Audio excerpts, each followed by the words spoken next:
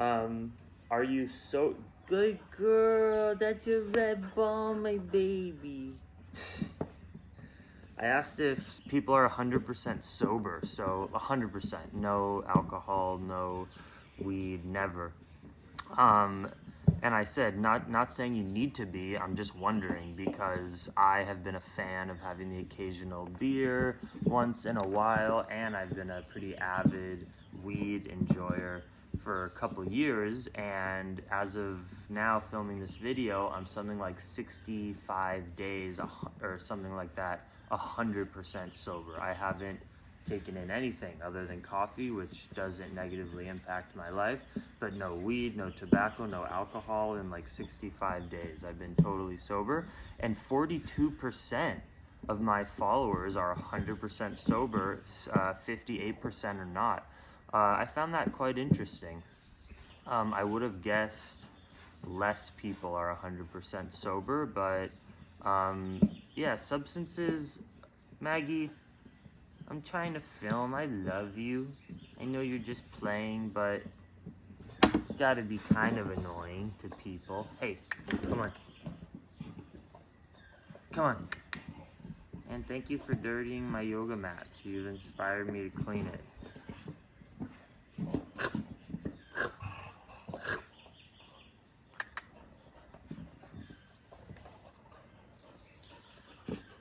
Being sober is pretty awesome, I'm not gonna lie. Also, being high and drunk is really awesome too. So it's a difficult balance to figure out what's right for you.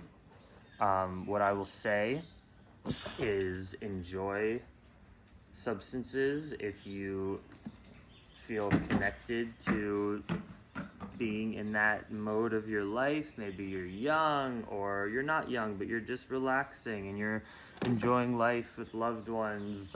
I don't know. It's the minute substances the minute you get too comfortable with the substance and you need to use it frequently is the time you need to experience sobriety, so that you can balance back down to your baseline and be clear-minded and make the decision for yourself. Because I know I'm a very disciplined person, but it's still a slippery slope once you use stuff frequently to the point where you get addicted to them and you need to use them in order to just like not feel anxious throughout your day. And I've felt that being sober, I'm less anxious, more grounded, mindful, and happy, literally happy. Most drugs, even though they make you happy in the moment, they're actually an antidepressant. Long term, they make you not happy because they're just fucking with your equilibrium of your mental state, you know? So just be careful. Sobriety is awesome, but you don't need to be. But just make sure you're not addicted to anything. Do you grow at least some of your own food? 50-50. Actually, 51% said yes, 49% said no. That's really cool. I'm guessing not 50-50 in terms of like you're full-time farmers like we are, but people, you know, I'm sure some of you grow kale or lettuce or basil or herbs, and that's great. Growing your own food is so important. But 50% said no. That means 100% of the food you eat comes from a freaking store, and you don't even know about the soil conditions and the farmers' lives. And look, I lived that life in LA. We didn't grow any food. I had no connection to my food growing up, and it's sad because you're gonna get lower quality food because it's probably imported, and you're not gonna have that connection. Like, you literally grow a connection when you're hanging out with the young plants before you eat them. They get to know you and you get to know them, and it's so rewarding and satisfying when you get to eat them, knowing about the life cycle of how they got here. And that, you know, it's like having babies too. You have to take care of something. It feels really good, and you get such a reward after. And, you know, think about it. You eat every single day. So talk about reducing your carbon footprint. The more food you can source from the same place that you're living, your house, the less transportation you're gonna need for something that you're interacting with every single day. So grow your own food. It's really not that hard.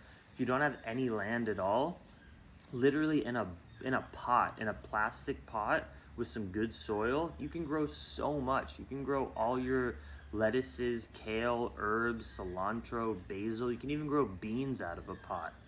You can even plant a pineapple top in a pot in your house with some sun and probably produce a pineapple in like a year and a half. But so I know you need a little space inside, but you can grow you can grow sprouts. Like you can take a thin tray with a few holes in it, put a little soil, sprinkle a bunch of chia seeds or sunflower seeds or alfalfa, and grow sprouts. You have all your own green sprouts in your house. It's not that difficult. You don't need much space, and it's so important to grow your own food.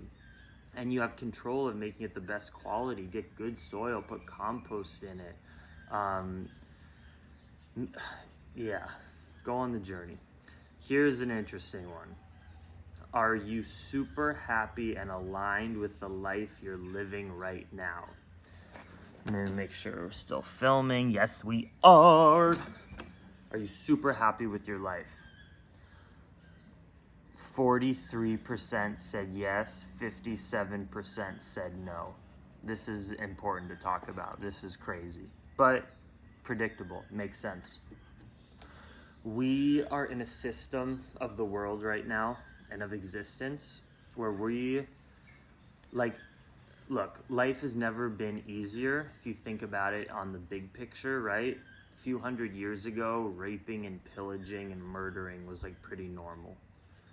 So, and think about colonization of Europeans coming in and taking over indigenous lands. Like, we have a lot more rights as humans. Most of us have electricity, Wi-Fi. Most of us, if someone comes and violently, brutally attacks us, you have a resource to get that person in trouble. We have grocery stores. There's no more famines, really. So that's all good. Life is improving, and there's rights for, there's a lot more equality being dished out legally to the human race. Is that how you'd say it? But we still are in a system where corporations have taken over the economy.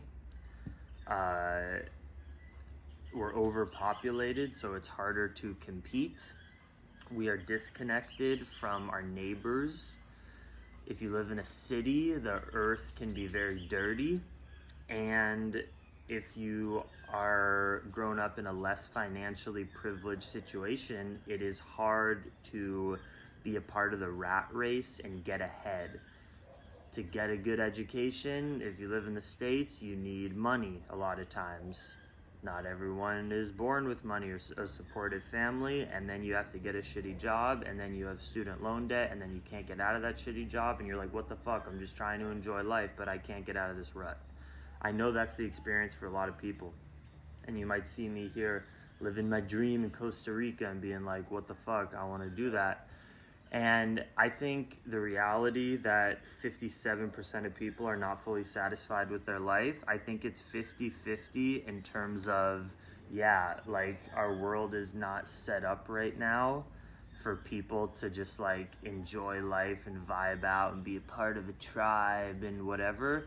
But it's also meaning like it's 50% probably not your fault, but it's 50% your fault. And here's why.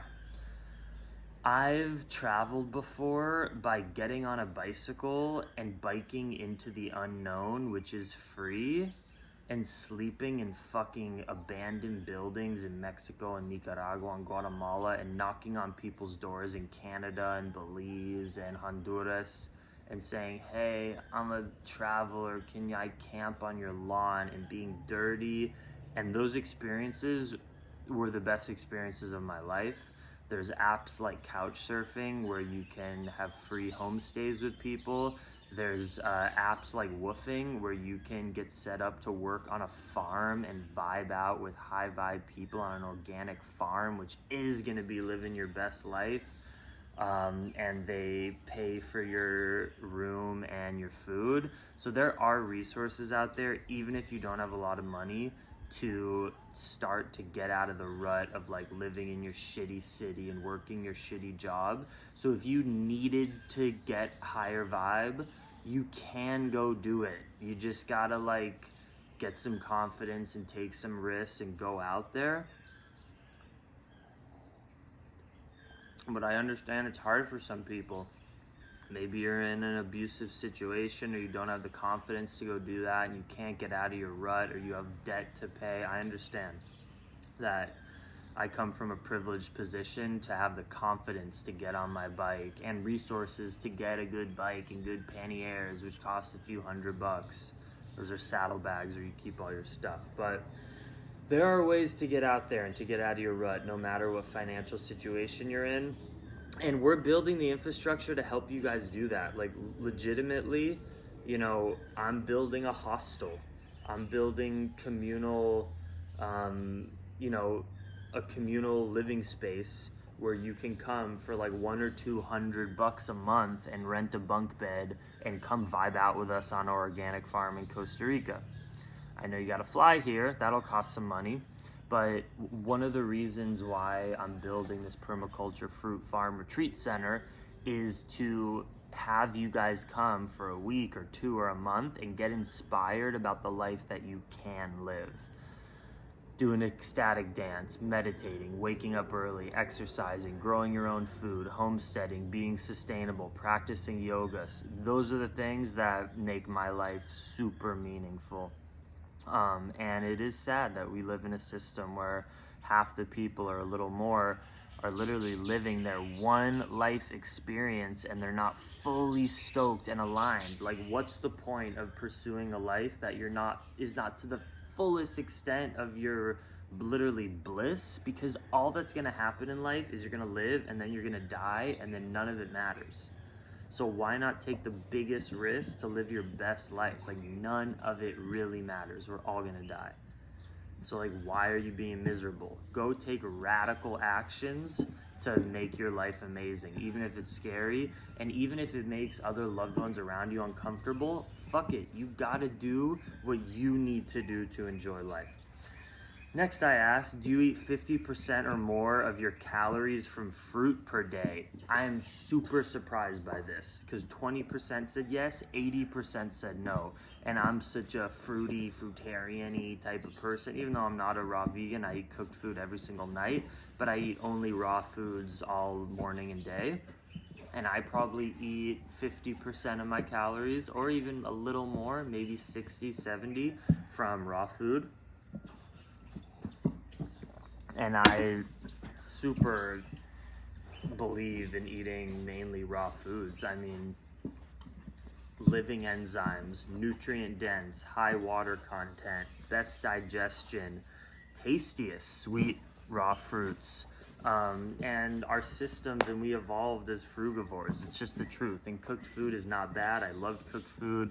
I love my oats and beans and rice and starches, but there's just this next level high vibration you get from eating fruit. And I know a lot of you live in climates where you can't eat the best local fruit. And again, like, that's a question. Are you living your best life? I had to move my life to Costa Rica so that I could eat year-round amazing tropical fruits. So I recommend eating more fruit. Fruit is amazing. It's the most sustainable food on the planet if you're eating it locally, because you plant a tree and then it exists there in the soil for years or decades, versus with starches or beans or anything, you're always replanting, tilling up the soil, which is not necessarily bad, but fruit is the most sustainable regenerative food you can eat. Eat more fruit.